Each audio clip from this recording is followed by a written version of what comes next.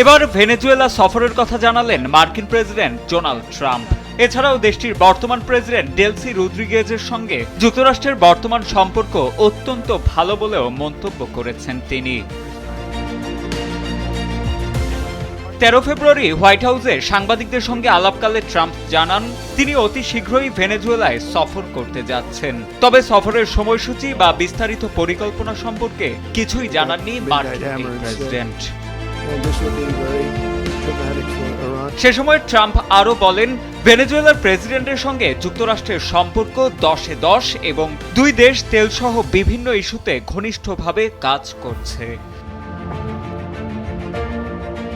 Delcy রদ্রিগেজের নেতৃত্বাধীন সরকারকে যুক্তরাষ্ট্র স্বীকৃতি দেবে কিনা এমন এক প্রশ্নের উত্তরে প্রেসিডেন্ট ট্রাম্প বলেন, হ্যাঁ অবশ্যই, আমরা ইতোমধ্যে তা করেছি।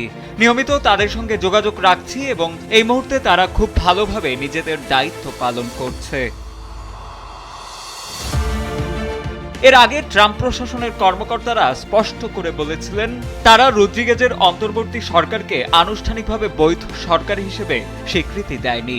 গত জানুয়ারিতে যুক্তরাষ্ট্রের অভিযানের পর ভেনেজুয়েলার প্রেসিডেন্ট নিকোলাস মাদুরোকে আটক করা হয়। এরপর রদ্রিগেজ অন্তর্বর্তী নেতৃত্বে আসেন। তবে সম্প্রতি এনবিসি নিউজকে দেয়া এক সাক্ষাৎকারে রদ্রিগেজ মাদুরোকে ভেনেজুয়েলার বৈধ প্রেসিডেন্ট বলে অভিহিত করেন।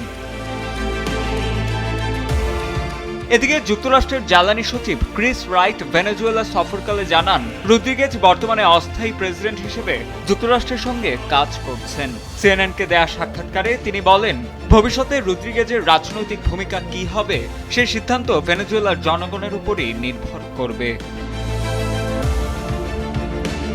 সাজিদ আনিল, ডেস্ক রিপোর্ট, সময়ের আলো।